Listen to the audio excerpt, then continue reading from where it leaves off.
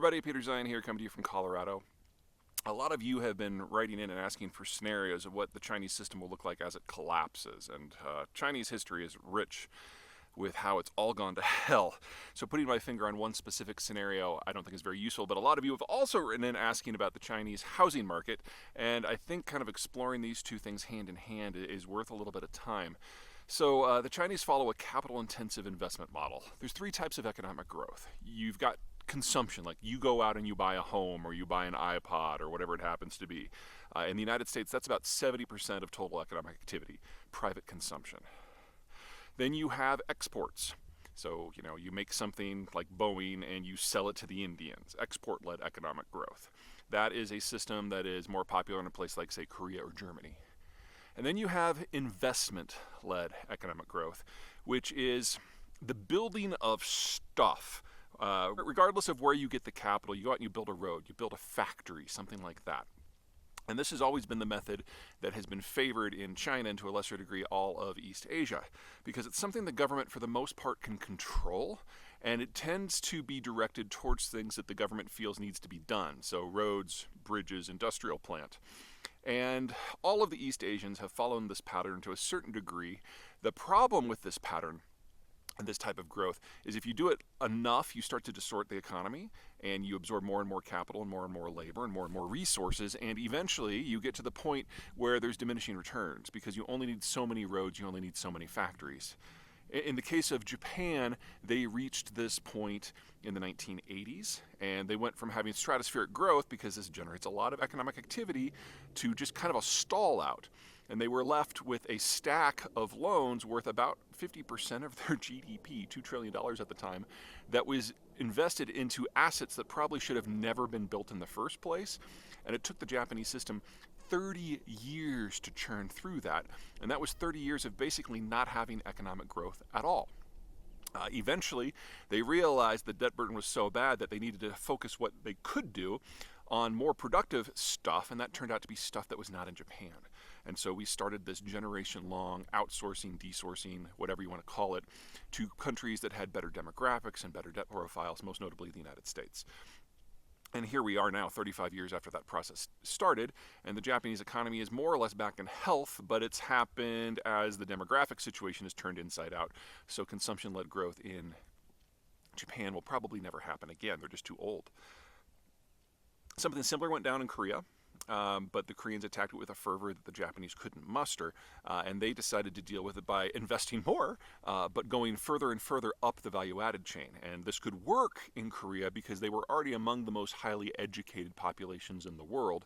And it eventually generated things like the Samsung and the Daewoo and the Hyundai that we know today. It came at a cost. Extraordinary levels of turnover in their corporate world, as entire chaebol, which are kind of giant industrial conglomerates, would go bust, which would generate a huge surge of unemployment and credit risk, which the government had to step in and assume the risk of itself. In China, it has done something similar to both of these, as well as a third one. So first, building bridges to nowhere. The Chinese absolutely reached that level probably back in the early 2010s, and most of the construction we've seen across China is of questionable economic use, and the debt has been building up. Corporate debt has basically doubled since 2010. And it started at a level that was already in excess of American debt. So, we're talking about a huge amount of money that has been put into things that probably are never going to have a return. They tried to follow the Korean model as well, but what they discovered is that their workforce was already fairly unproductive. And while overall productivity for the Chinese labor forces have gone up by 50 to 100% in the last 10 to 15 years, the debt load has gone up by a factor of 5. So from a cost-benefit point of view, Chinese labor has actually decreased in terms of its overall productivity once you consider the cost. Because in that time frame, the cost of Chinese labor has gone up by more than a factor of 5 or 6. And then there's a third model. Unlike Japan, unlike Korea, which are, for the most part, private enterprise-driven systems, the Chinese are absolutely state-centric. And in Korea and Japan, the people always had options for where to put their own personal money to make their bets on their futures, prepare for their own retirement, expand their own wealth. The Chinese don't have that. Capital flight is strictly regulated, in many cases forbidden, and every time that the people find a new way to get money out, the Chinese government changes the law, and so it all gets bottled up at home. Now, for the Chinese development model, this has proven successful at keeping the Chinese citizens' money as part of the process that then funds all of that investment. So whereas in Japan it's a mix of corporate, and Korea it's a mix of corporate and government, in China the average citizen in many ways is being forced to help underwrite all this bad debt. And the Chinese citizens don't really appreciate that, as you might expect, and so they're always looking for outlets.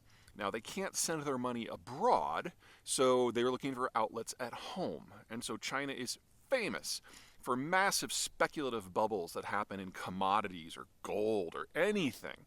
And the one that has proven the most problematic and the one that has generated the most economic growth to this point has been housing. The government does allow you to own your own home. So people did that with gusto. And then they started buying apartments and second apartments and third apartments and fourth apartments. And basically we got an Enron style financial boom driven by growth in construction of the housing sector. Now, the new news that has come out in just the last few days that kind of crystallized this all for me, there's a dude in China by the name of He King, great name, who used to be an uppity-up in the Chinese Statistics Bureau. And his estimate now is that there's more housing units available that are unoccupied in China, so many available, that they could house the entire Chinese population. So we're talking an overbuild in excess of 100%. Quick addendum, I did a quick fact check before we went to print with this one. Print, release, whatever, on Mr. He's data that he estimates that there are sufficient empty apartments to house the entirety of the Chinese population. That was wrong. He says there's sufficient spare housing to house twice the Chinese population. So everything I said before stands, just underline most of it. To kind of put that into perspective, the American subprime crisis at its peak had less than 5% overbuild because of subprime, probably closer to 3%. And it was only because we bound up those mortgages with more healthy real estate investments in asset-backed securities that it actually turned into a big crisis. And we all know how that felt here. Ultimately, we had a financial crisis that lopped 5% off of GDP. If in China you're talking 100% overbuild in a country that is suffering from the advanced stages of terminal demographic decline and is already experiencing massive population losses against in the United States where we had less than a 5% overbuild and we still had population growth and inward migration. The mind reels in coming up with a historical precedent here because there isn't one. In time, the Korean, the Japanese models were able to mostly recover from the overbuild, in part because private citizens were not wrapped up in the damage. This time around in China, this specific aspect of the overbuild, which is the biggest in human history, isn't even reflected in the debt data because a lot of Chinese have been able to pay for these apartments with cash, and they now have invested, for the most part, their total life savings in an asset that is probably worth at most a quarter of what they paid for it. So in Japan, in Korea, national coherence, public support for the very existence of the government was never damaged because people's finances were only hit indirectly because of economic growth issues. But in China, you're talking about a complete wipeout for what for most Chinese citizens is their primary and maybe even only method of savings, on top of a failure of the Korean-style expansion to improve productivity, on top of a failure of the Japanese-style program to improve public infrastructure. This is going to hit them from every possible angle when it breaks, and it's going to do so by ripping the heart out of public support for the entire system and the CCP and the government in particular. So no, I am not particularly optimistic about how this is going to shake out.